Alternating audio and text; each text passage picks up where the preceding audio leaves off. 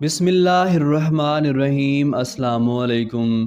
سمرقند سے طویل سفر طے کر کے آنے والا قاصد سلطنت اسلامیہ کے حکمران سے ملنا چاہتا تھا۔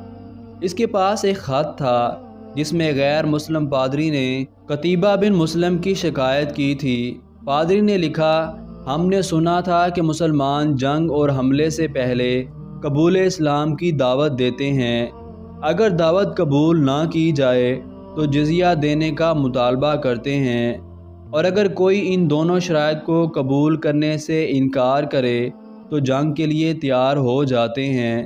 مگر ہمارے ساتھ ایسا نہیں کیا گیا اور اچانک حملہ کر کے ہمیں مفتوح کر لیا گیا ہے۔ یہ خط سمرقند کے سب سے بڑے پادری نے اسلامی سلطنت کے فرمانروا عمر بن عبدالعزیز کے نام لکھا تھا۔ دمشق کے لوگوں سے شہنشاہ وقت کی قیام گاہ معلوم کرتے کرتے وہ قاصد ایک ایسے گھر جا پہنچا کہ جو انتہائی معمولی اور خستہ حالت میں تھا۔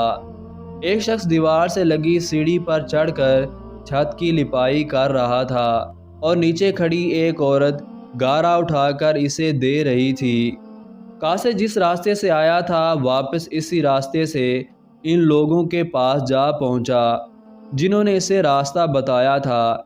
اس نے لوگوں سے کہا، میں نے تم سے اسلامی سلطنت کے بادشاہ کا پتہ پوچھا تھا، نہ کہ اس شخص کا جس کے گھر کی چھت بھی ٹوٹی ہوئی ہے۔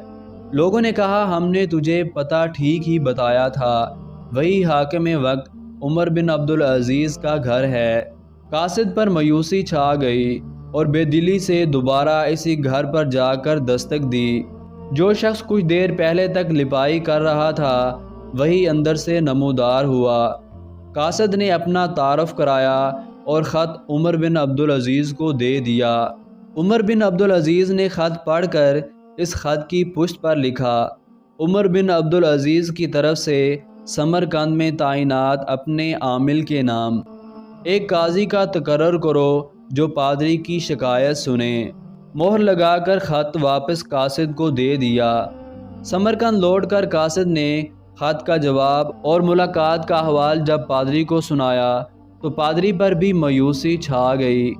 اس نے سوچا کہ یہ وہ خط ہے جو مسلمانوں کے اس عظیم لشکر کو ہمارے شہر سے نکالے گا۔ انہیں یقین تھا کہ کاغذ کا یہ ٹکڑا انہیں کوئی فائدہ نہیں پہنچا سکے گا، مگر کوئی اور راستہ بھی نہ تھا۔ چنانچہ خط لے کر ڈرتے ڈرتے امیر لشکر اور حاکم سمرقند قتیبہ بن مسلم کے پاس پہنچے۔ قتیبہ نے خط پڑھتے ہی فوراً ایک قاضی کا تعین کر دیا جو اس کے اپنے خلاف سمرقندیوں کی شکایت سن سکے۔ قاضی نے پادری سے پوچھا کہ کیا دعویٰ ہے تمہارا؟ پادری نے کہا، قتیبہ نے بغیر کسی پیشگی اطلاع کے ہم پر حملہ کیا۔ نہ تو اس نے ہمیں اسلام قبول کرنے کی دعوت دی تھی اور نہ ہی ہمیں کسی سوچ بچار کا موقع دیا تھا۔ قاضی نے قتیبہ کو دیکھ کر پوچھا، کیا کہتے ہو تم اس دعویٰ کے جواب میں؟ قتیبہ نے کہا، قاضی صاحب، جنگ تو ہوتی ہی فریب اور دھوکہ ہے۔ سمرقند ایک عظیم ملک تھا۔ اس کے قرب و جوار کے کم تر ملکوں نے نہ تو ہماری کسی دعوت کو مان کر اسلام قبول کیا تھا اور نہ ہی جزیہ دینے پر تیار ہوئے تھے، بلکہ ہمارے مقابلے میں جنگ کو ترجیح دی تھی۔ سمرقند کی زمینیں تو اور بھی سرسبز و شاداب اور زور آور تھیں۔ ہمیں پورا یقین تھا کہ یہ لوگ بھی لڑنے کو ہی ترجیح دیں گے۔ ہم نے موقع سے فائدہ اٹھایا اور سمرقند پر قبضہ کر لیا۔ قاضی نے قتیبہ کی بات کو نظر انداز کرتے ہوئے دوبارہ پوچھا، قتیبہ، میری بات کا جواب دو، تم نے ان لوگوں کو اسلام قبول کرنے کی دعوت، جزیہ یا پھر جنگ کی خبر دی تھی؟ قتیبہ نے کہا، قاضی صاحب، میں نے جس طرح پہلے ہی عرض کر دیا ہے کہ ہم نے موقع سے فائدہ اٹھایا تھا۔ قاضی نے کہا، میں دیکھ رہا ہوں کہ تم اپنی غلطی کا اقرار کر رہے ہو۔ اس کے بعد تو عدالت کا کوئی اور کام رہ ہی نہیں جاتا۔ اللہ نے اس دین کو فتح اور عظمت تو دی ہی عدل و انصاف کی وجہ سے ہے، نہ کہ دھوکہ دہی اور موقع پرستی سے۔ میری عدالت یہ فیصلہ سناتی ہے کہ تمام مسلمان فوجی اور ان کے عہدے داران بما اپنے بیوی بچوں کے اپنی ہر قسم کی املاک اور مال غنیمت چھوڑ کر سمرقند کی حدوں سے باہر نکل جائیں اور سمرقند میں کوئی مسلمان باقی نہ رہنے پائے۔ اگر ادھر دوبارہ آنا بھی ہو تو بغیر کسی پیشگی اطلاع و دعوت کے اور 3 دن کی سوچ و بچار کی مہلت دیے بغیر نہ آیا جائے۔ پادری جو کچھ دیکھ اور سن رہا تھا وہ ناقابل یقین تھا۔ چند گھنٹوں کے اندر ہی مسلمان کا عظیم لشکر قافلہ در قافلہ شہر کو چھوڑ کے جا چکا تھا۔